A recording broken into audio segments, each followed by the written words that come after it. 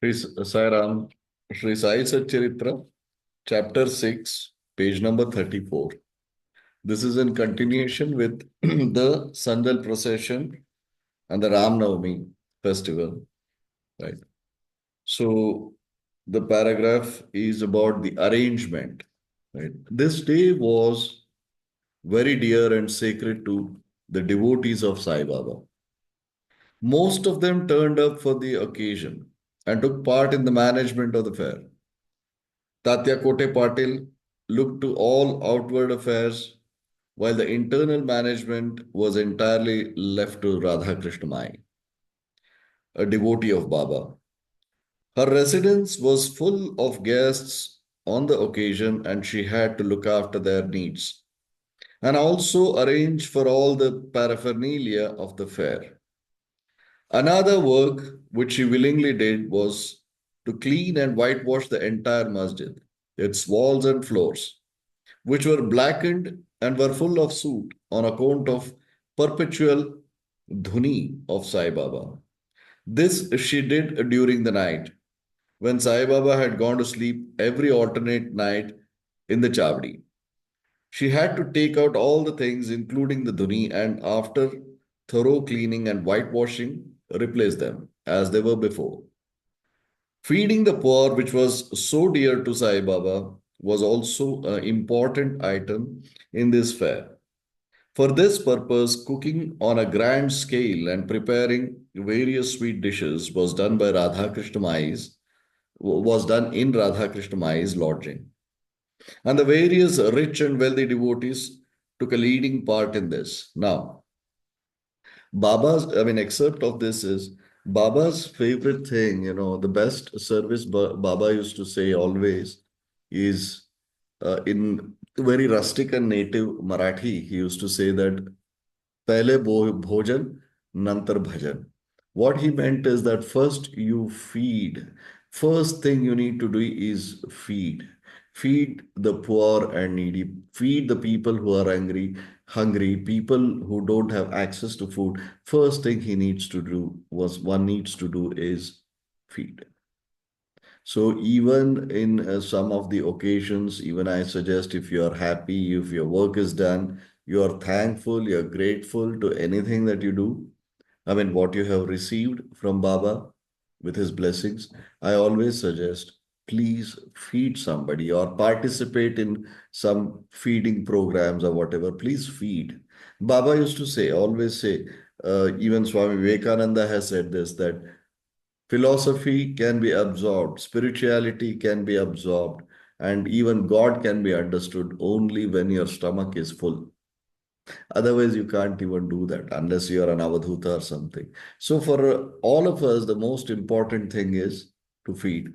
So, in the arrangements that we are talking about in Shirdi for the fair which used to be organized, first thing Baba was making sure is that the visitors, participants in the fair, had to be fed, and that entire responsibility was in a with a lady called Radha Krishnamai, who was a staunch devotee and disciple of Baba. So she also used to clean the Dwarka Mai, whitewash it before the fair. But I must tell you one thing about Radha Krishnamai. The only person, only one and only person who could take out the dhuni. Dhuni was always the firewood, which was kept and it was burning all the time. She was the only one who was allowed to take it out, place it on an iron bowl kind of a thing, shift it, clean it, and then place it back there. She was the only one who was allowed to do that. In the entire, uh, you know, days of Baba in Shirdi, nobody had the permission, nobody had the guts to do it. What is the significance of this or not is not our concern, but it's a piece of information where the only person who was allowed to take out Baba's dhuni clean it and place it back was Radha Krishna Mai. Now, the Radha Krishna Mai's residence, though it was a fair, though we cannot imagine that there were thousands and thousands of people. There were few hundreds of people, and Shirdi was a very remote village. Nobody used to access. I mean, there was no proper access, no, not even close to what it is today. But yes, still about a few hundreds of people used to come and they used to reside in Radha Krishna Mai's house. And she was the one who was in charge of cooking for everybody. And it was participated in every manner by, the rich and affluent or whatever. But there was one issue which happened during these arrangements and during this Ram Navami fair, which is, Urus and Ram Navami festival celebration. This Kulkarni was a main troublemaker for the free functioning of the festivities. So this Kulkarni was always a hindrance. He always used to bring in something or the other. So that Kulkarni was also very firmly dealt with by Tatya Kote Patil. So Tatya was not just in charge of looking outward affairs, of course, outward affairs including dealing with the village head, which was Kulkarni, and the people who were to give permission to hold the fair. But the Kulkarni family today, which are the priests at Sai Baba Mandir in Shirdi, their forefather, Mr. Kulkarni, Shri Kulkarni, he was the one who was a troublemaker, right? So we move on. The next paragraph talks about transformation of Urus festival into Ram Navami festival. Things were going on in this way, and the fair was gradually increasing in importance till 1912, when a change took place. That year, one devotee, Sri Krishnarao Jogeshwar Bhishma, the author of Sai Sagunopasana, came for the fair and with Dada Saheb Khaparde of Amravati and was staying on the previous day in Dikshitwada. While he was lying in the veranda and while Mr. Lakshman Rao alias Kaka Mahajani was going with puja materials to the masjid, a thought arose in his mind and he accosted the latter thus. There is some providential arrangement in the fact that the Urus or the fair is celebrated in Shirdi on Ram Navami. Ram Navami is very dear to all the Hindus, and then why not begin the Ram Navami festival? The celebration of the birth of Sri Rama on this day here. Kaka Mahajani liked the idea and it was arranged to get Baba's permission in this matter. The main difficulty was how to secure a Haridas who would do Kirtan and sing the glories of Lord on the occasion. So now, here what happens is nothing happens without the inspiration or without the permission of Baba. As always, whatever thought comes, whatever ideas erupt in the minds of people, first thing they do is take Baba's permission. So it in several occasions we have understood in the past as well that without the permission of your guru, even in the cause of your guru's work, we should not do anything. It can be a play of Maya, it can be a play of our own ego, it can be anything. So, without consulting, without taking the permission or seeking permission from our guru, whether if the guru is physically there or cosmically there or whatever, we have to put out a thought, seek his permission. Only then we do what we are supposed to be doing. Only under the influence, instruction and blessings of your guru's decision. That is something at several occasions in Sri Sai Satcharitra, it has been advocated. Something, it's a takeaway that we should always remember.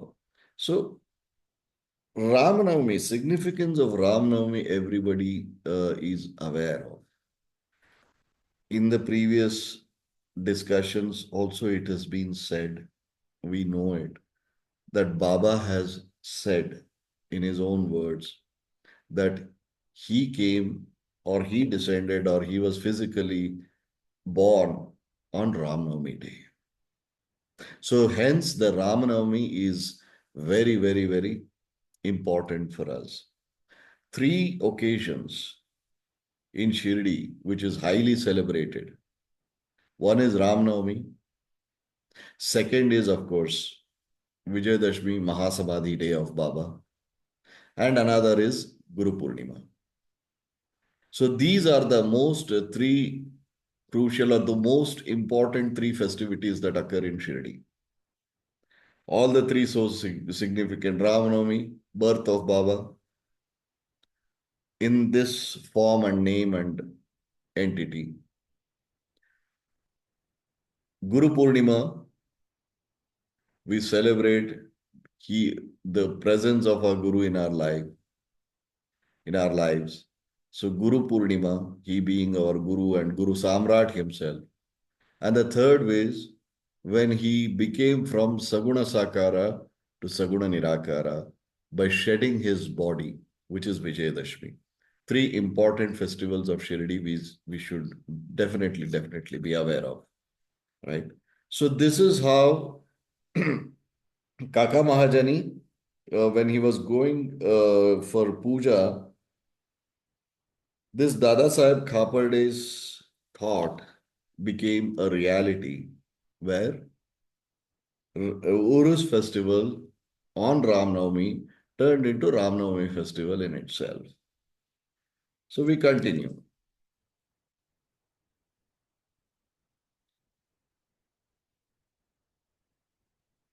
The main difficulty was how to secure a Haridas who would do Kirtan and sing the glories of the Lord on the occasion. But Bhishma solved the difficulty by saying that his Ram Akhyan, the composition of Rama's birth, was ready and he would do the Kirtan himself.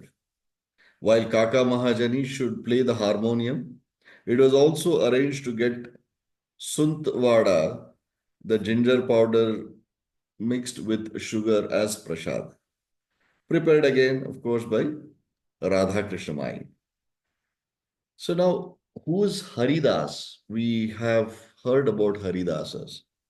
Haridasas in those days, in our culture, in our tradition, different name is being given to them in different regions of our country. Haridasas are the ones who used to go from village to village, town to town, cities to city, and recite in a poetic manner Kathakars, they used to recite the Kathas. They used to say that, recite the whole scriptures, the entire of Ramayana, Mahabharata, and every Kanda of Ramayana or every Parva of Mahabharata. And they used to give both very significant, their contribution is very significant to our spiritual evolution. They used to go everywhere, they recite as it is, they used to recite and sing the glory of God, recite the whole the scriptures verbatim and decipher and get the actual meaning and then narrate it in a simple words to the folks, to the listeners. That was, in other words, Puranas or story type narrations were recited by them, and they used to extract the excerpts of the true Shastra meanings, meaning in Shastras, as per the Shastras, and present it to the world and the society. That is the work of Harikathaka. Haridasas. So they have played a very significant role in our spiritual evolution. Because please understand those days, in those ancient days, There were no kathakars who used to come on live TVs like the way they do, or YouTube channels or something like that. So this was the medium. They were the medium who used to take the word of God, work of God from hut to hut, heart to heart, and evolve a people. That was the job of Kathakars. So on the Ramanavami day, they had to recite the, I think it was Ayodhya Kanda, or Balakanda, sorry, Balakanda, where they were to talk about the birth of Lord Rama, because it is Ram Navami. On that day, they had to sing that. So they had that difficulty to find a Haridas to do the Kirtan. But Bhishma said that he would do it himself because his Ram Akhyan is ready. So everything is set. So they immediately went to the masjid to get Baba's permission. Baba, who knew everything and was aware what was happening here, asked Mahajani as to what was going on in the border. Being rather perturbed, Mahajani could not catch the purport of the question and remained silent. When Baba asked Bhishma what he had to say, he explained the idea of celebrating a Ram Navami festival and asked for Baba's permission. And Baba gladly gave it. All of them rejoiced and made preparations for the Jayanti, or the festival, next day.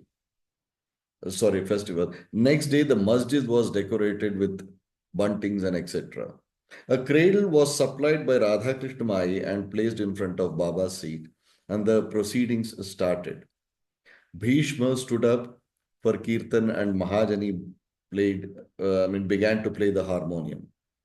Sai Baba sent a man to call Mahajani. He was hesitating to go, doubtful whether Baba would allow the festival to go on or not. But when he went to Baba, the latter asked him as to what was going on and why the cradle was placed there. He answered that the Ram Navami festival had commenced and the cradle was put out for the purpose. Then Baba took a garland from the nimber niche and placed it round his neck and sent another garland for Bhishma. Then the kirtan commenced, right? So Baba, being aware of everything, the Mayavi that he is, he just was playing around. And it is a customary, whether it is Ram Navami or Janmashtami, Krishna Janmashtami, they always keep the Balarama or Balakrishna, and then they arrange a cradle and then they welcome the moment of birth of these divine avatars, right? So this then the kirtan commenced. When it came to a close, loud sound of victory to Ram, Jai Shri Ram, went up, and gulal, colored powder, was thrown up all around, amidst band music and etc. Everybody was overjoyed when suddenly a roar was heard. The red powder, thrown promiscuously, went up and somehow fell into Baba's eyes. Baba got wild and began to scold and abuse loudly. People got frightened and took to their heels. The intimate devotees who knew Baba well took these scoldings and outpouring of Baba and blessings in disguise. They thought that when Ram was born, it was proper for Baba to get wild and enraged to kill Ravana and his demons in the form of egoism and wicked thoughts, etc. Besides, they knew that whenever a new thing was undertaken in Shirdi, it was usual with Baba to get wild and angry, so they kept quiet. Now, we'll stop at this and we'll understand. I have to narrate a instance or incident of the birth of Duryodhana. When Duryodhana was born, The whole atmosphere in Hastinapur was so tense and so bad, so negative. The energies were very, very bad. The crows started lining up on the parapets of the palace, and the crows started screaming. Crows are generally seen when there is a demise in the family, and even when we do the Shraddha, we give the offerings to the crows, thinking that it reaches the departed. So when that happened, it went on to an extent where the gurus of the royal family, they said, and I quote, they said in no uncertain terms, just kill this child. Just kill him. They are telling this to the parents. Do not allow this child to be born, or I mean, don't allow this child to grow. It will bring in so much of misery, so much of pain, so much of destruction, so many deaths in your kingdom that I cannot even express the amount of pain that this child is going to cause. So please kill the child, kill that infant, is what was advised. But when the father, Dhritarashtra, says that, no, I cannot allow that to happen, give us a way out. How can we nullify? That is when one of the gurus, they say that the only way, one of the gurus, as in the Rajagurus, not the gurus per se, the Rajagurus, the only way is a guru has to come, he has to take away, he has to take away the negativities or the karmas or the purpose or the destiny this child is born with. He has to take it away. He shall suffer a bit, but he will take it away. So when that happened, when that was stated, they searched for their Kulaguru or Rajaguru, not available. Nobody could come. So somehow they said, okay, these gurus are saying, I mean, Rajgurus are saying whatever, but nothing is going to happen. Let us continue. And we know what happened. Kurukshetra, the amount of atrocities which were committed. So every time something, it's not necessarily only when in the case of Duryodhana. Where was Lord Krishna born? When Lord Krishna was born, you know under what conditions and circumstances he was born. He was born in a prison. And before his birth, 10 children, infants were killed. His siblings were killed by his own mama. When we just dive deep into these occurrences and stories, we realize what agonizing experience it would have been for the parents in front of them, the kind of atrocity and brutality committed by Kamsa. We are not specifically talking about Duryodhana or Krishna, the negativities which either descends or the ones which evaporate. But when it comes to the births of the avatars, lot of such skirmishes, lot of such agonizing experiences, lot of such inauspicious things occur.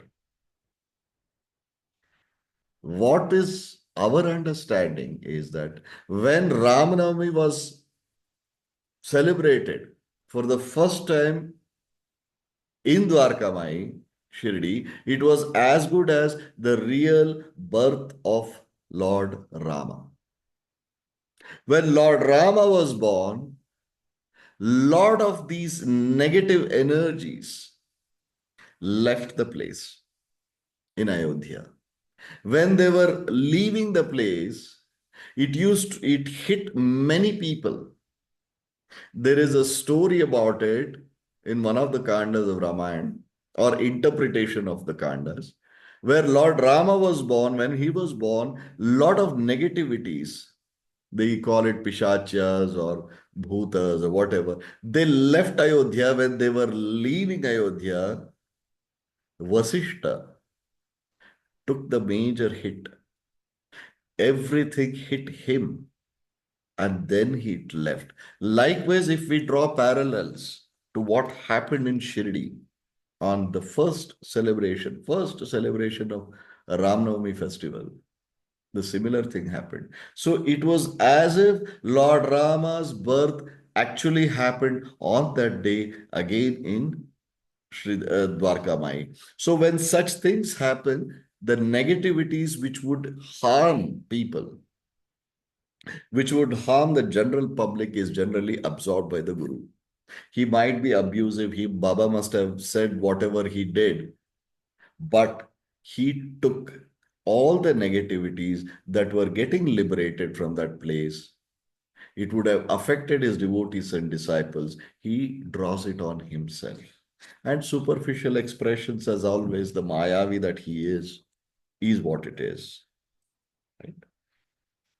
So that is how we interpret this particular instance.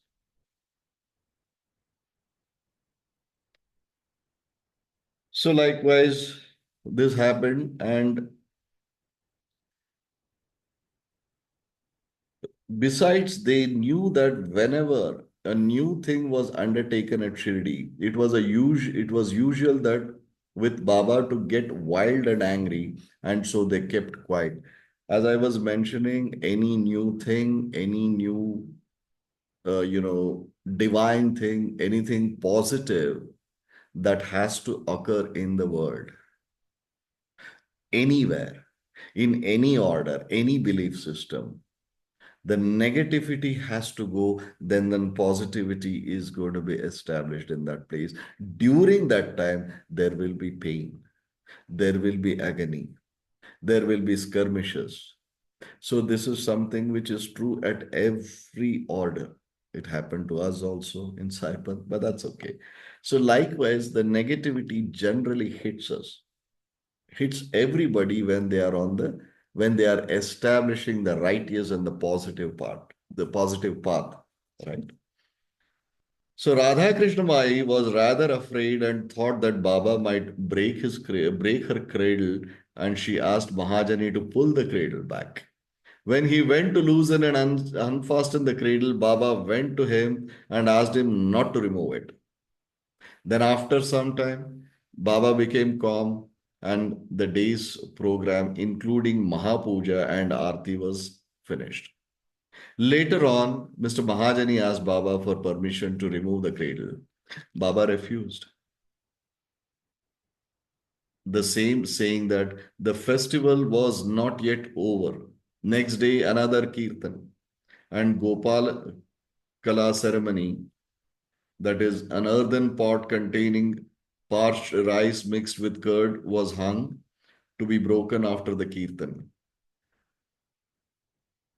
And the content distributed to all, as was done by Lord Krishna amongst his cowherd, was performed, and then Baba allowed the cradle to be removed.